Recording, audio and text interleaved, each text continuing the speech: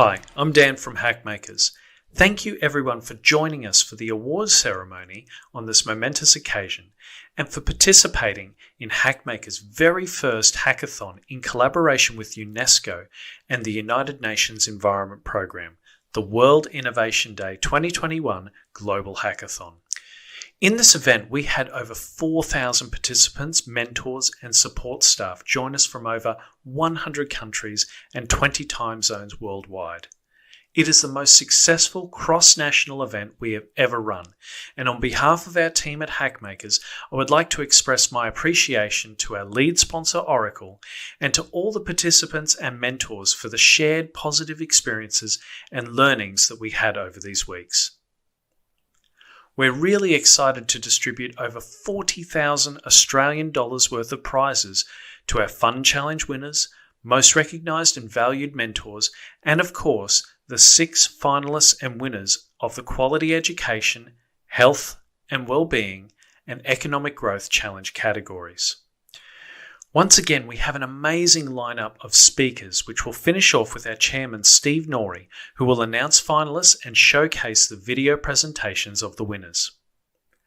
Before we hear from them, I would like to quickly thank our generous sponsors, Minderoo Foundation, ITIC Systems, Slack, Train Technologies, INE, NVIDIA, Telstra, NASCOM Foundation, and Accenture.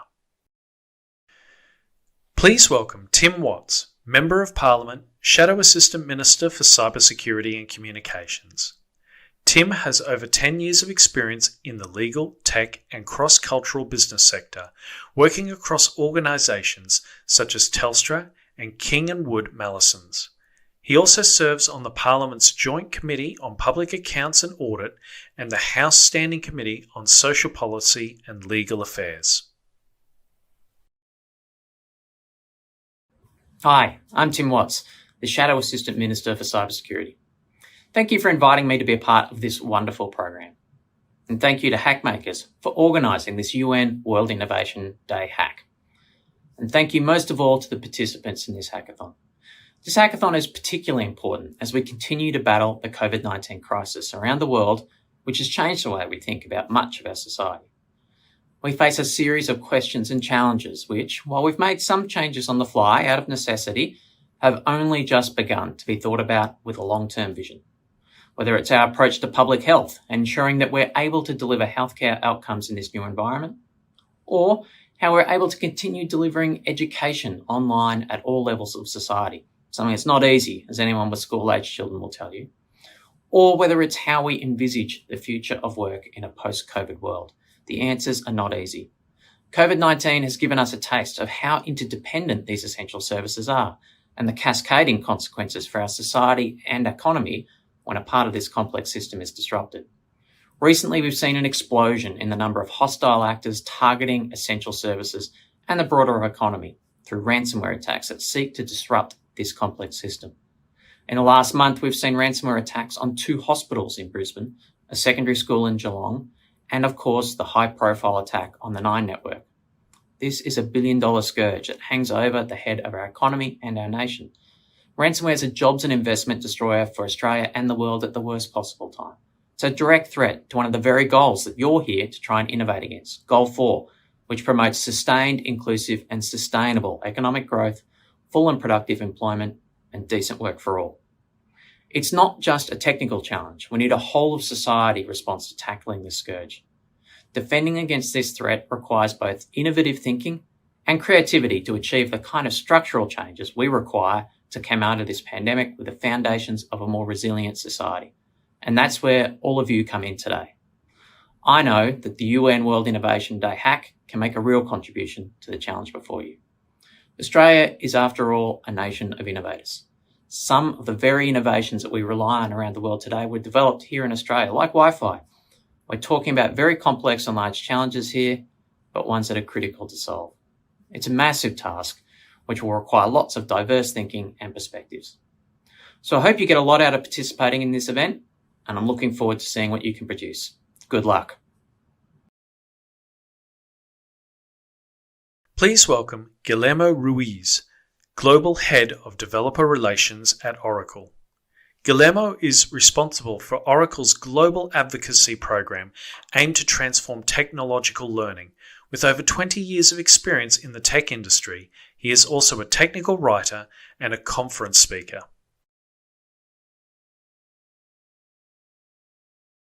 More than 50 countries have been participating in the World Innovation Day. This event is part of the United Nations Sustainable Development Activities. I'm proud to see companies like Internet World Expert, Slack, NVIDIA, Telstra, Oracle, and many more joining forces to address some of the biggest challenges communities are facing in the areas of education, health, and economy. These are 3 of the 70 sustainable goals adopted by all United Nations members in 2015. This is an urgent call for action that we as a society can't dismiss. With the impact of COVID-19, the urgency is even bigger. Let me ask you a question. How difficult is to take care of our planet?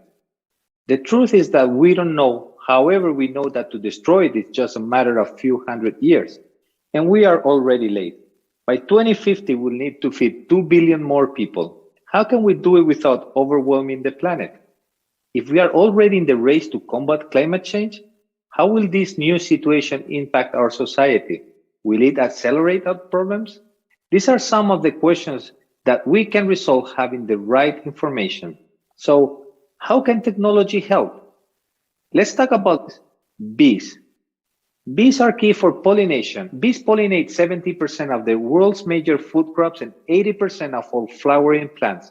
So their extinction is unthinkable. Again, what can we do to support this? We partner with the World Bee Project to use IoT big data-driven devices to create a global hive network where we could grab billions of rows of data points every single day. It helped to learn their behavioral patterns, and we could start analyzing the relationship between the health of the bees and the health of our environments. As you can see, data is key to understand, analyze, and build new solutions.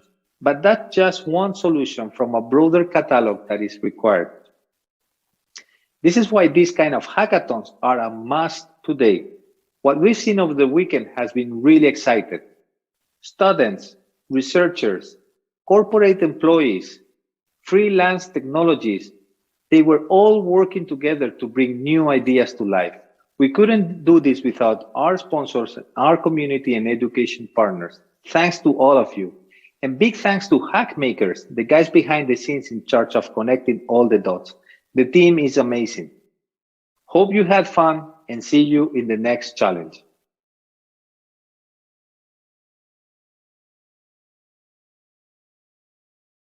Please welcome Anand Rao, Global Artificial Intelligence Lead, PwC. Anand is the Global Artificial Intelligence Lead at PwC and the Innovation Lead for the Emerging Technology Group. He is a published academic and frequently speaks on analytics, AI, and innovation.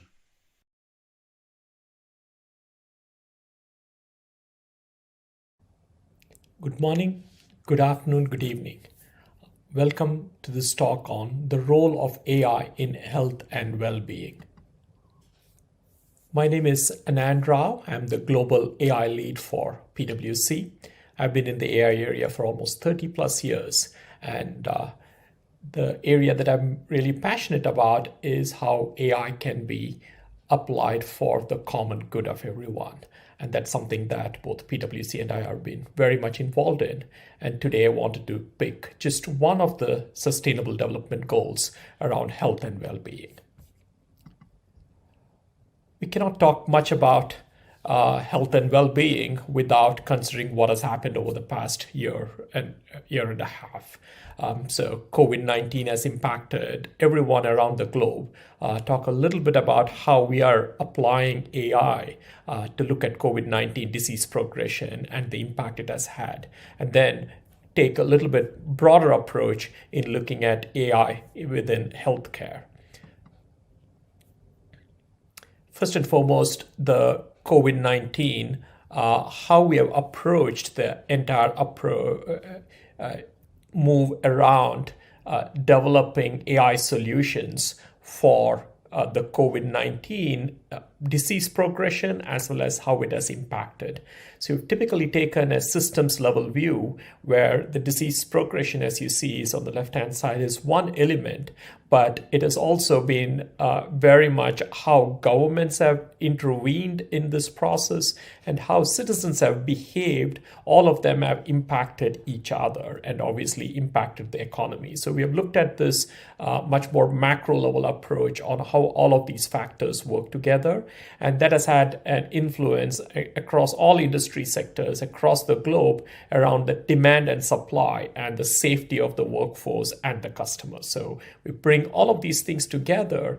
And what we have done using AI is modeled a number of these aspects, the COVID-19 disease progression, especially the human behavior aspects of it, then looked at the impact on the economy, looked at the impact on the demand and supply and how it impacts the workforce and the safety of the workforce.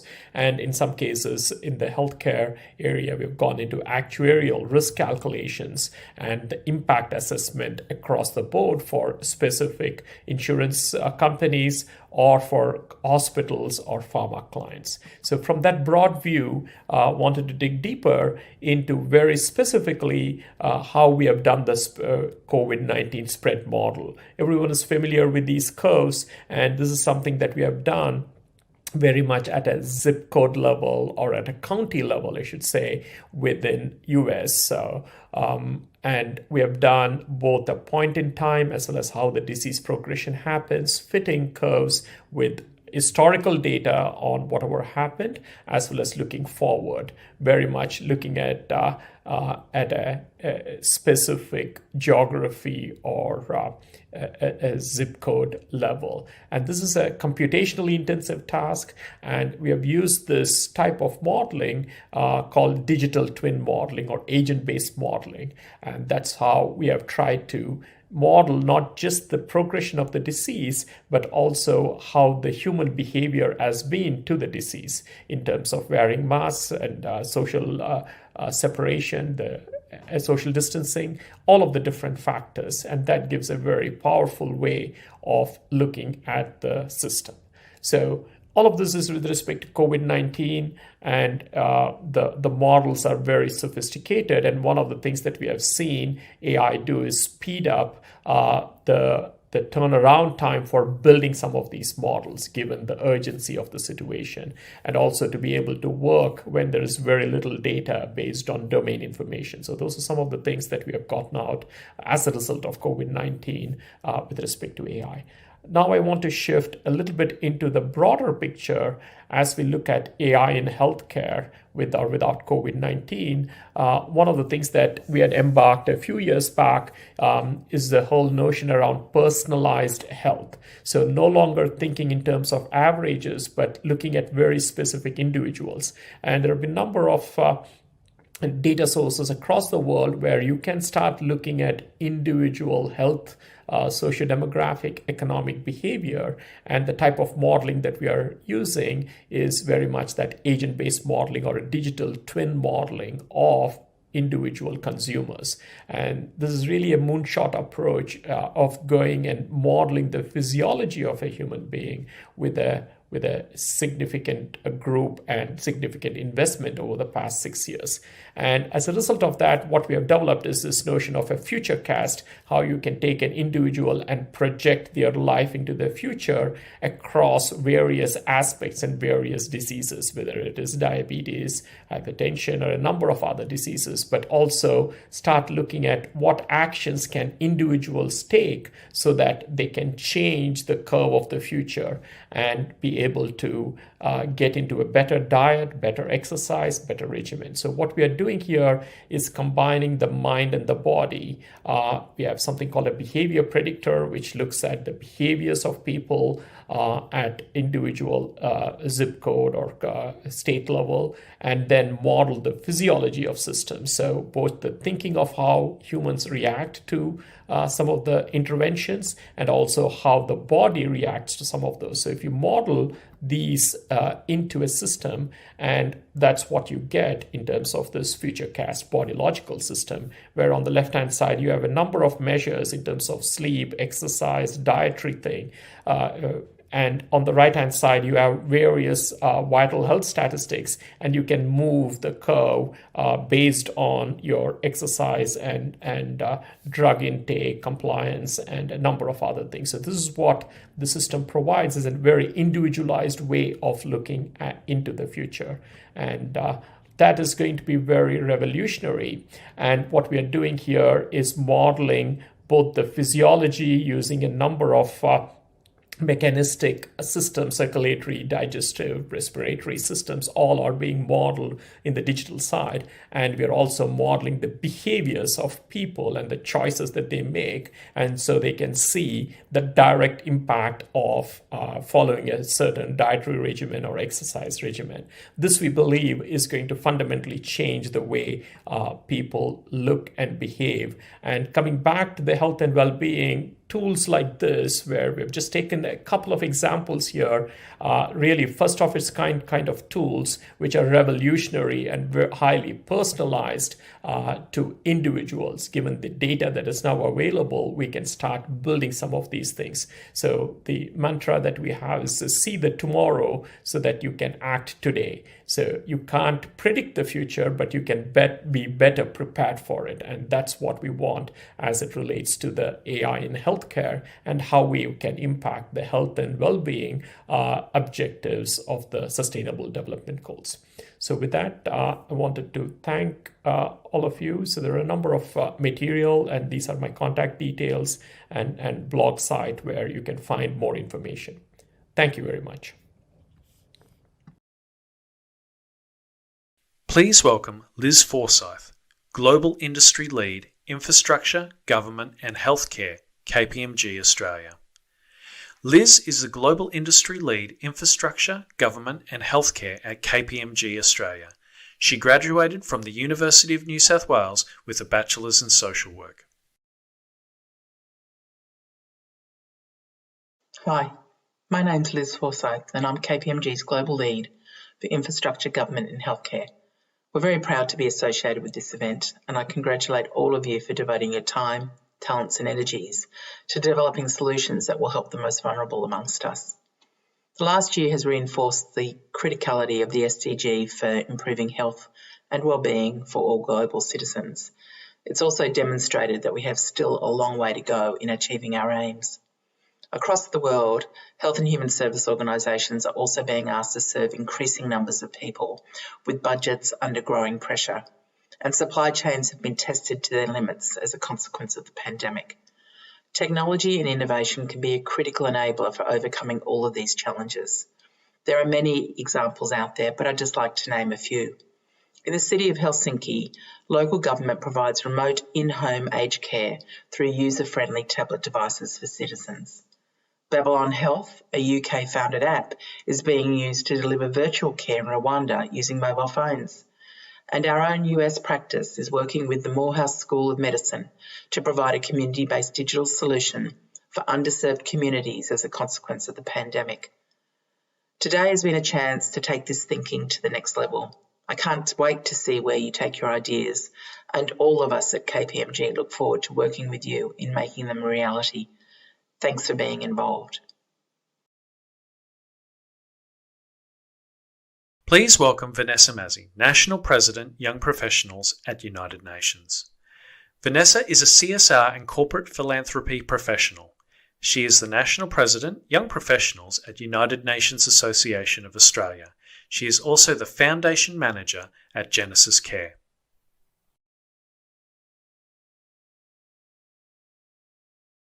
Hello, I'm Vanessa Mazzei, National President of the United Nations Association of Australia Young Professionals Network.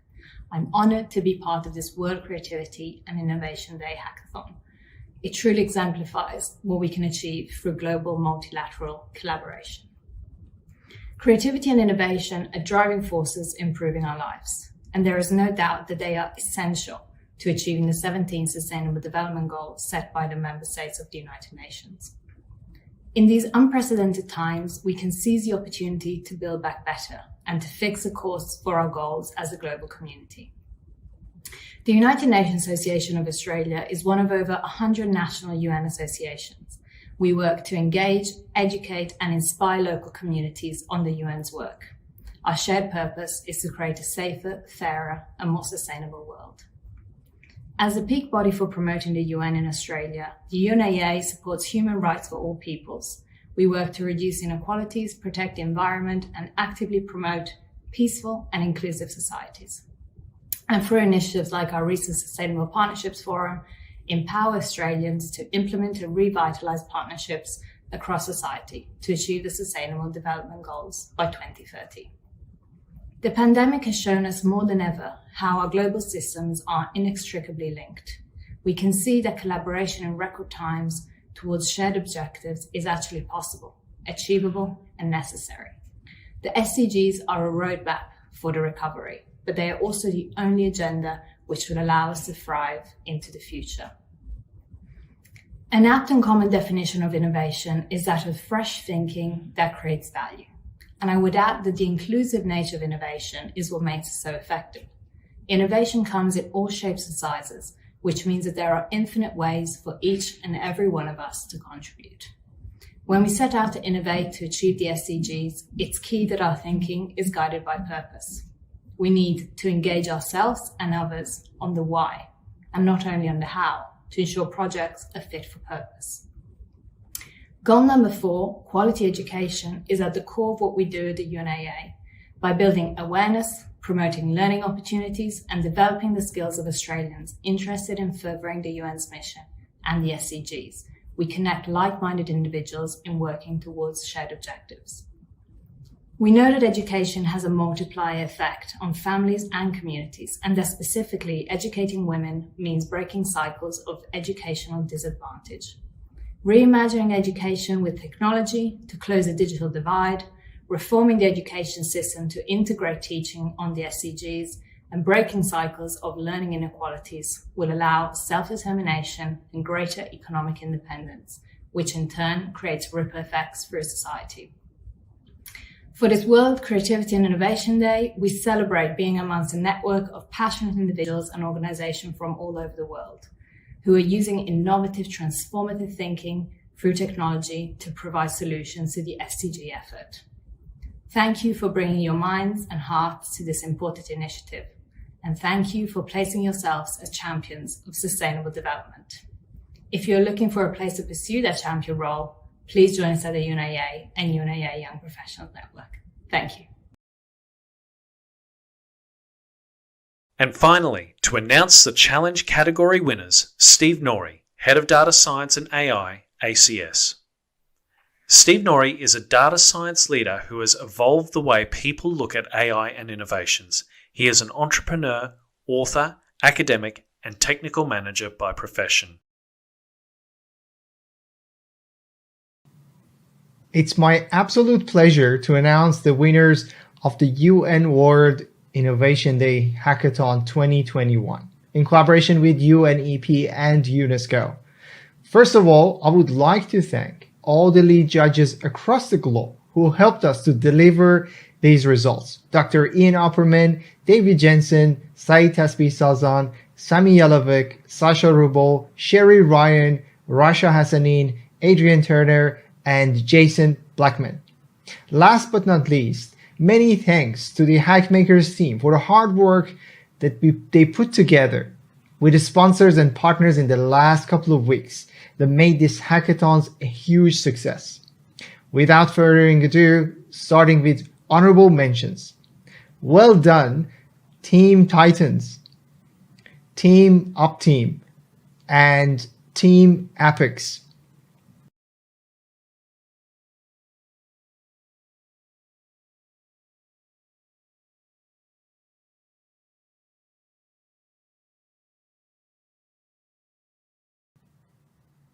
Congratulations to all of them. It was a very close competition and they're all great projects. Now the top 6 submissions and the winners, starting from the 6th place. They came up with a comprehensive health app to help people get medical help faster and easier remotely, especially during COVID. Well done, Team Medical.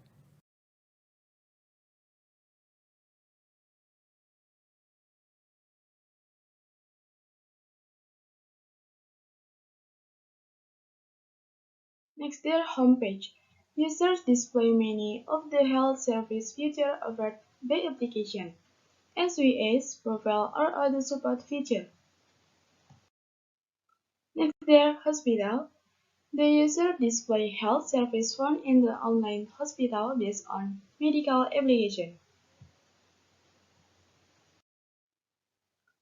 Next, there choose a doctor. The users can choose a doctor according to his specialty, who has collaborated with our application. Then there is profile doctor. The application will show the doctor profile by presenting a doctor layout, practice schedule, or other call feature. Next, there chat with doctor. Users may consult or arrange for a consultation schedule via message. Then there is video call with doctor. Congratulations, Team Medical. Now, the fifth place. Their solution helps individuals upskill and learn digital skills with other similar style people. It enables them to collaborate, share experiences and resources. Well done, Team Plateau Learning.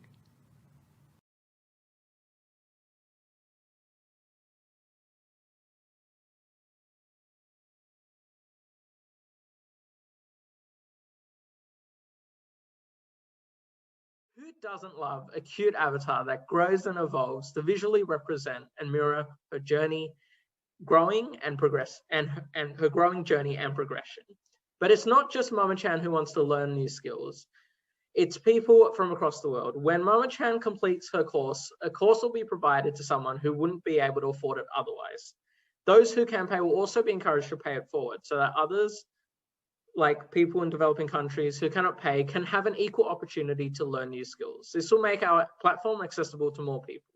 So no matter where you are, in a rural part of the world or in the city, you can be connected to users all over the world. Our digital course and our platform is designed to even work on low bandwidth devices, so that income or geography is no barrier to cultural diversity, global citizenship, and collaborative learning. It's accessible to anyone, anywhere.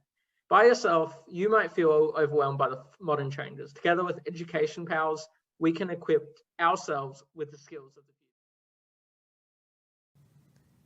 Congratulations, Team Plateau Learning. Now the fourth place. They have built an eco-action platform to share the local environmental issues with the broader audience and work together to find innovative solutions. Well done, Team EduFX.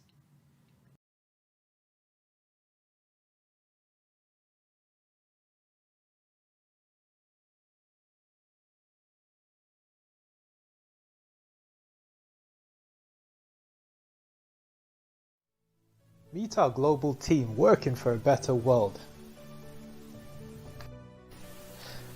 How do we promote education for sustainable development and global citizenship? Polluted air, water, and land, unsafe for life, is unacceptable.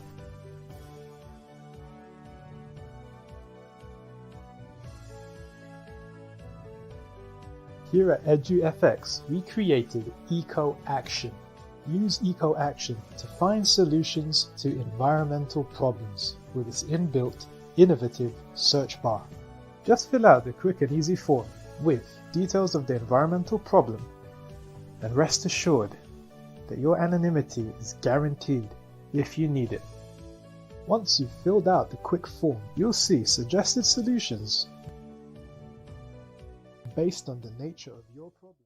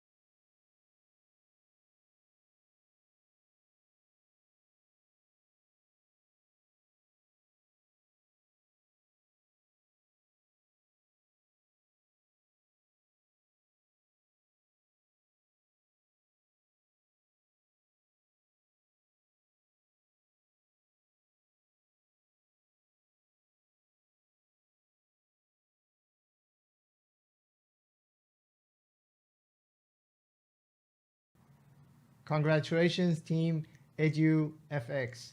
Now, the third place. A global volunteer-based human-to-human app to help people during the tough time. It enables volunteers to get connected to the locals who are under pressure. Well done, Team Swasthya.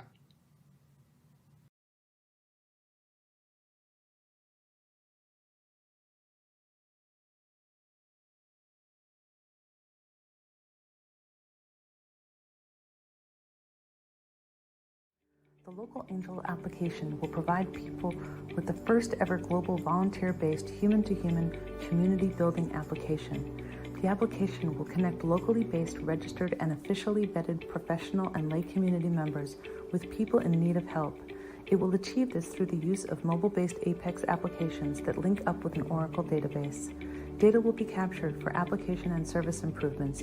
Volunteers will be notified of new requests for help based on the confirmed skill sets registered, and service calls will be authorized and GPS tracked. To see how it works, let's walk through a case. The Monkey Cars, age 57 years, live alone in India. Their only son is in the US. Mrs. Mungikar suffers from COVID and has to self-isolate for 2 weeks. Her husband is a diabetic. They wonder how to get his insulin injections while his wife recovers. They are anxious due to the need to get to the banks, get utilities, get groceries, and medicine. Through Local Angels, they are able to get connected with 3 volunteers, one to get the groceries and pick up their medicine, one to calm their anxieties, and another to administer the insulin.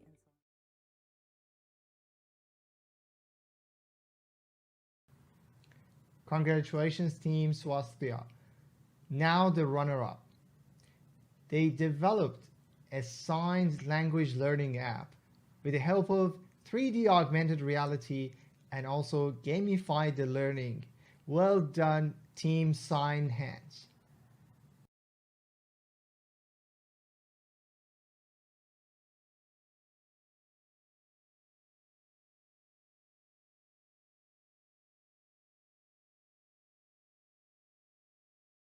We have 2 options, lesson and game. In this one, we have the lesson with augmented reality. As you can see, we can watch the sign from different perspectives. We can appreciate the finger shape, and we can now turn around the marker so we can see from different poses the sign. We can even zoom in and zoom out. There are other signs like letter E, letter I, and letter K. In this case, we have movement. As you can see, this material helps a lot because we can see how the movement is.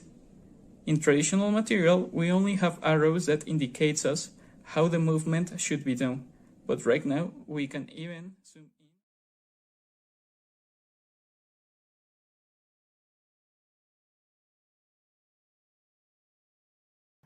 Congratulations, Team Sign Hands. And now the drum rolls. The winner of the World Innovation Day Hack 2021 is the team Berkeley Data Science. Their solution uses machine learning to track and identify products with high carbon footprint. Also helps with finding more environmental friendly substitutes. Congratulations again, Team Berkeley Data Science.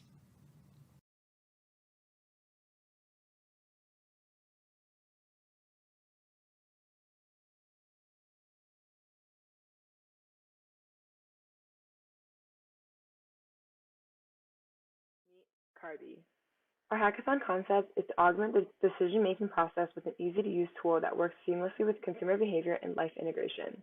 A mobile application is used to take a photo of a product for in-the-moment identification.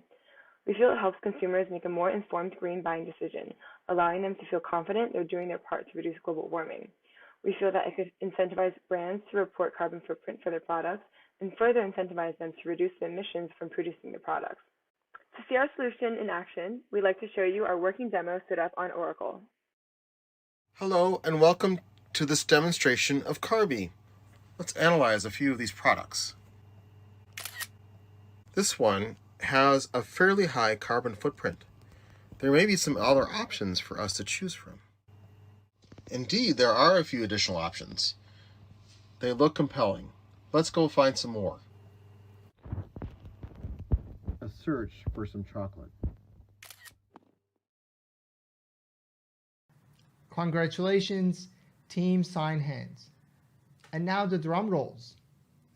The winner. Congratulations to all the winners. We have seen many interesting ideas and submissions during this hackathon. Can't wait to see how they go further beyond this event to generate more impact in the real world. Our sponsors and partners are ready to help them to become a commercial project.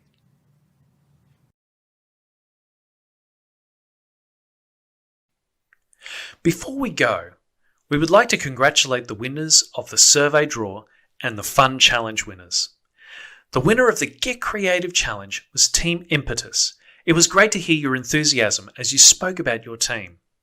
Team Hamsa won the Get Nerdy Challenge with their cool use of Oracle Cloud's autonomous data warehouse, and getting into the spirit of Hackmakers fun, Oliver Pang wins the Get Dancing prize.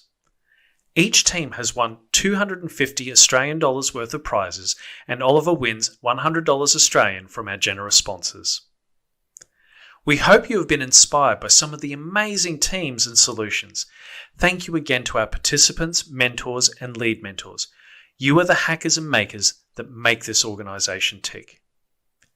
We will be contacting all the finalists and winners over the next few days to collect your details, share your exclusive winning certificates, and deposit prize money and in-kind winnings for this event. Finally, sincere thanks to our community partners, the City of Logan, GHD Digital, the University of Technology Sydney, University of Queensland, University of Sydney Incubate, La Trobe University, RMIT University, Queensland University of Technology, QUT Bands, Lights on Data, Monash University CCA, Amity University, Ribbit, Spotlit AI, UCrowdMe, Yeriga, Influencer Active, Data with Danny, Car Sales, Duitan University, Amity Future Academy, Dave on Data, and Data Science Infinity for supporting this global event.